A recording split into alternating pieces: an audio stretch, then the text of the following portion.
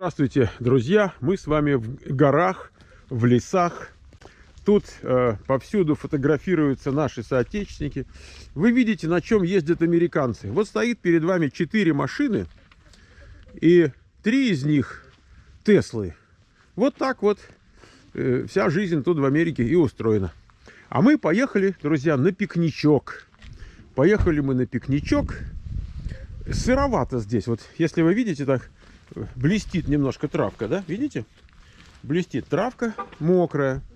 Я даже не знаю, то ли она от дождя так, то ли роса высаживается. Но вот сейчас где-нибудь час дня, наверное, может уже больше. И вот солнышко появляется. Солнышко в наших лесах не часто появляется. Так, вот тут красиво. Эти самые секвойи здоровенные. Вот это секвойи, друзья. Вот эти здоровенные, натурально секвойи. Здесь их называют редвудами. Но это так чисто для маскировки, чтобы враг не догадался. Вот все эти редвуды, смотрите, стройные. Редвуд — это с точки зрения биомассы на квадратный метр площади под деревом. Это самое биомассовое дерево в природе, растение. Так оно все вот в биомассе. Здесь оно растет естественным образом. Есть места, где можно высадить, и будет расти. А у нас просто так растет. Красиво. Вы видите, тут вот люди. Они собирались собирать грибы, но узнали, что грибов нет, и решили собирать подснежники. Правильно говорю? Подснежники есть? Есть подснежники. А снега нет, а подснежники есть. Да, сейчас пойдем за подснежниками. Ну, правильно, то есть, когда снег ушел, то, что под снегом, это уже будут подснежники. Да. В наше время подснежниками называли людей, которые работали без оформления на кеш. Вот. Такие были подснежники. Ну что, а в Киеве секвой нету? Киев секвой? Да. А что есть? Елки, сосны. Елки, березы, дубы. Ну, то есть можно жить. Дубы это в хорошем смысле или именно просто дерево? И дерево тоже. То есть, там, друзья, все там есть у них в Киеве. Так. Ну что же, слушайте, а вот это ваша Тесла, которая крыльями машет, Да, а взлететь не может, только машет? только машет. А вы ее уже поцарапали, я смотрю. Неаккуратно, да? Это грязь. А, это грязь. Хорошо. Ладно. Ой. Вот, друзья, сейчас полетит. Смотрите, видите, она. Раз. Так. Вот так она. Да. Знаете, где-нибудь в районе советско-китайской границы, лет там 40-50 назад, по ней бы огонь открыли. Как по объекту военного значения. Да. Но Да. сейчас Теслы же запрещают автомобилям заезжать государственную на территории там военных баз и Да. госучреждений, Угу. потому что у Теслы 8 камер смотрят вокруг. А, и чтобы не шпионили. Чтобы не шпионили. А у нас пылесос сейчас завелся за 1000 баксов. Да. Так он, вот там человек жалуется, что он подключается там ко всем IP там делам, какие есть в доме, а потом передает куда-то на сервер в Китае информацию. Однако, умный. Да, вот такие. А вот про этот ваш с крыльями был такой анекдот в советское время, как сообщение ТАСС. Сегодня в районе советско-китайской границы китайскими экстремистами был обстрелян мирно пашущий советский трактор. Ответными действиями трактор уничтожил 3 огневые точки противника и вышел на околоземную орбиту. Состояние трактористов нормальное. Вот. Так что вот этот ваш тоже мог бы еще и пальнуть чем-то. Ну, Так, знаешь, крыло поднимает, как жах там, да. минометом каким. Есть такие люди, там снимают тоже в Ютубе Да. ролики и приделывают там крыльям пулеметы, там, Ой-ой-ой. там такие. Я видел Экстремальные. финна, который динамитными шашками обложил и взорвал. Ну да, хайп, такое дело. Да. полезное. И что-то типа ему там надо было батареи менять, и это очень дорого, там 20 тысяч батареи менять. Не, ну, конечно, если машину купил, оригинальная цена 120 тысяч, Так. а потом после 9 лет эксплуатации Так. самую дорогую деталь надо поменять за 20 тысяч, это, конечно... А зачем менять-то? Нужно менять обязательно? Ну, То- это как бы она должна если быть машина вечная? прошла 9 лет. Так. Нет, ну, первые они не были не очень такие ж супер долговечные, которым там много-много лет. Так он ее купил за 120 тысяч. Нет, ну оригинальная цена машины 120 А, тысяч. я понял. Он ее купил, я не знаю за сколько, но основная цена автомобиля, электромобиля, это батареи. Мгм. И ожидать, что если машина там стоит 120 оригинально, Да. то батарея будет стоить там 10 копеек, это как-то очень оптимистично. А интеллектуальную собственность даже взорвать нельзя. Она на сервере лежит и лежит. Это правда. Но ездить на ней нельзя тоже. На интеллектуальной собственности, да, друзья, пока что далеко не Не уедешь. уедешь, да. Вот вы видите, друзья, нашего младшенького Томми Михалыча. Он за безобразие пока заключен в места заключения. А то, знаете, он тут вот он у дерева был на ремешке. И вот тут начал копать. Видите, он тут оказался, что он какой-то шахтер у нас тут. В общем, Миша все напачкал еще свою. Мы вчера только постирали ему эту матрас. Его, посмотри, как он грязный. да, да, вчера, да, друзья, матрас постирали. Если бы вы знали, почему мы его стали стирать, ну это отдельная Слушай, а история. это он снова вырвал? или Нет, нет, он не вырвал, Нет, это он кора, белый, это кора. Я тебе объясняю, кора. Лишайники какие-то. Нет, Так, друзья, мы сейчас пойдем гулять, возьмем его. Будешь его вести? буду вести, буду. Если гулять, буду. Вообще, надо сказать, что здесь потеплело сильно, потому что, когда мы только пришли, было довольно холодно. Вот, а сейчас уже солнышко, вы видите. Пойдем гулять. Секвойя. Друзья, мы не просто так по лесу ходим, это парк. Называется Мадонна, да? Да. Или там Маунт Мадонна. Да, Маунт Мадонна. Мадонна. Тут какая-то Гора Мадонна. огороженная такая площадка, и там вот эти секвойи чем-то отличившиеся. Ну, они довольно старые, я думаю, где-то около 2000 лет каждому дереву. Ровесники Иисуса, друзья, как раз на Пасху. Это очень хорошо. Как раз православная Пасха вчера была. И мы вот для вас... Рождество. Рождество, сори. Да, в конце концов, нет повода не выпить. Так? Рождество. Да. Вот, друзья, со времен Иисуса заплесневело все тут. Но стоит...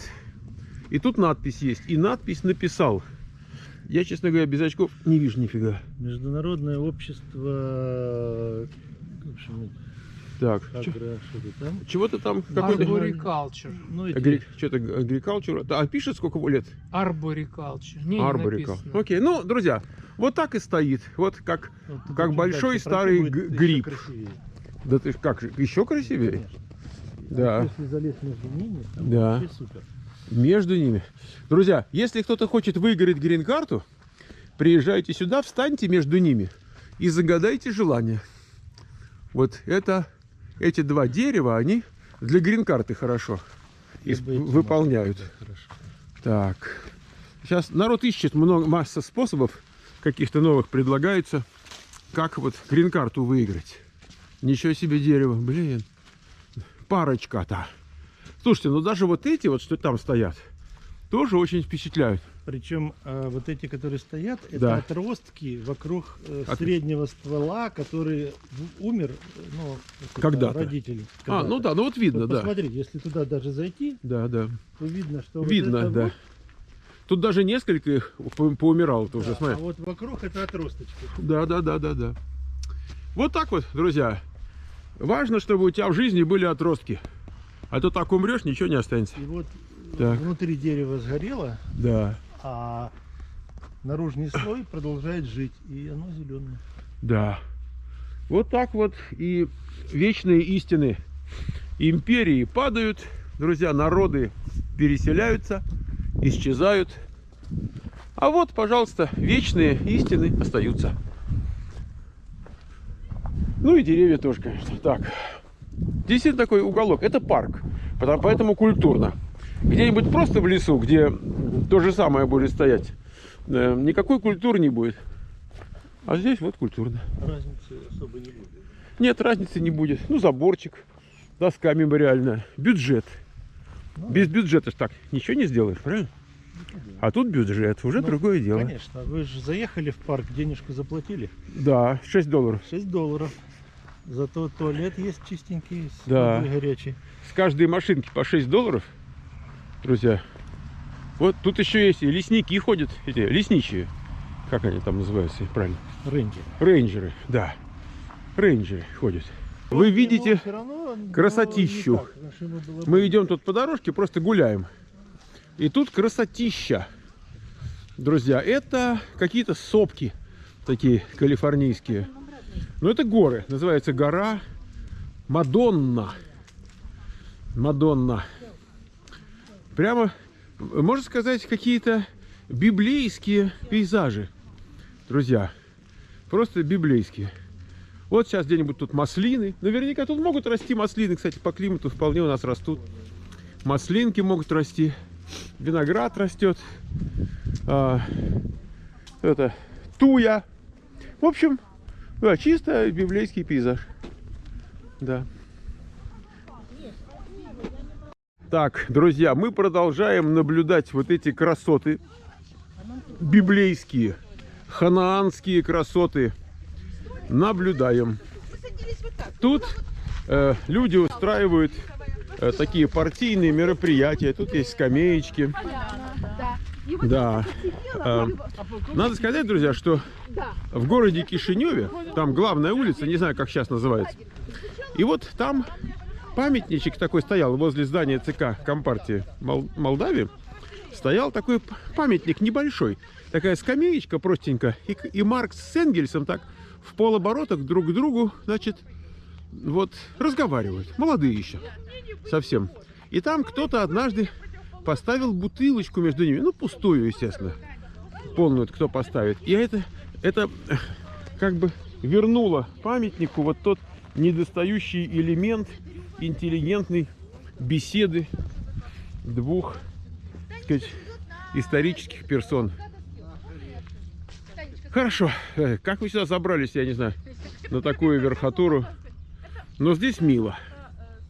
Вы, друзья, смотрели, да, про волшебника изумрудного города. Помните, они там идут по такой дороге мрачной, и вот там вокруг эти секвои, и они там поют, в фильме поют: мы в город изумрудный, идем дорогой трудной, идем дорогой трудной, дорогой непростой. Это они по Калифорнии шли, там из Канзаса девочку Элли ураганом закинуло в Калифорнию. И вот там уже на местности калифорнийской все это дело и развивалось.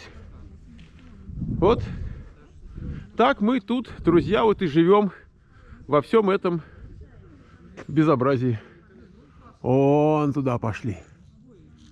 Страшное дело. Представляете, в таком лесу заблудиться. Хорошо, вот дорога асфальтированная есть. И по ней машины ездят периодически. Люди приезжают в парк, на кемпинг. А тут мы с камерой все вам показываем. Ну что, друзья, Томику нашему, конечно, здесь не сахар, потому что к нему цепляются все эти елочные ветки. Идем, Томик, идем. Ему больно ходить. Как больно? Ой-ой-ой, стой, мальчик, стой, не убегай никуда. Ой, пойдем. Мы сейчас дойдем до нашей машины, почистим его, если нужно что-то из него вырвать, выдрать, вычесать. Вы не представляете, что я у него из хвоста понавыдирал. Вот, но... Том, покажи, как ты ходишь. Иди сюда, покажи. Отлично ходит. Мальчик ходит замечательно. Тут грибов много, друзья. Поганок каких-то омерзительных. Идем, идем, идем. Омерзительные поганки тут растут. А нормальных грибов не видать. Вот только наш автомобиль. Так, Томми, осторожно. Посмотрите, друзья, как он запрыгнет. Оп! Вы видели, да? Он сразу раз и заскочил. Так, надо бы сумку эту убрать отсюда. Давай. Он у нас отлично заскакивает. Я ему даже вот матрасик, я у него даже вот сниму поводок, потому что у него есть такая манера сживать поводок, если делать нечего. Что, закрываем? Да. И надо ему поставить, может быть, температурный режим собачий. Тепло было? Ну, как для собаки. Ну, давай, чтобы тепло было. Да, тут есть... А мы так электроэнергию не израсходуем? Не израсходуем. Ты уверен? Уверен. В климат-контроле, друзья, который тут есть, есть такой режим собачий. Я вам сейчас попробую показать. Вот. Раз, Сейчас, два. подожди. Где он Да, теперь? покажи собачий. Тут Вот. вот. Изменился интерфейс немножко, да? Dog Mode Enabled. Enable. Все.